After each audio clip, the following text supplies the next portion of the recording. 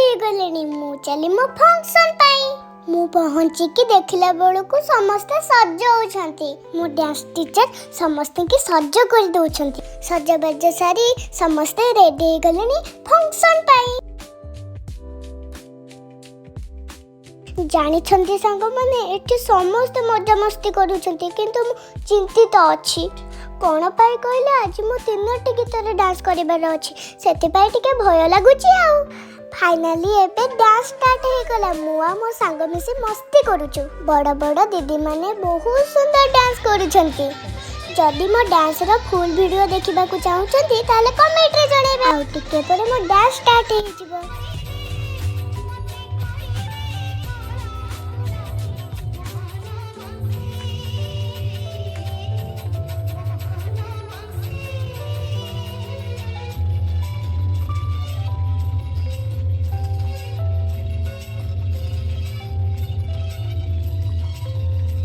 गोटे डांस सरला पर मते मझिरे टिके ब्रेक मिलिथिला। मु एठी बसी अन्य मानक डांस देखि एन्जॉय करिथिली। या पर बहुत कुनी कुनी पिले डांस करूथिले। मो डांस पाई मु चले कॉस्ट्यूम चेंज करबाकू। एठी मो सिंगल डांस करिथिली।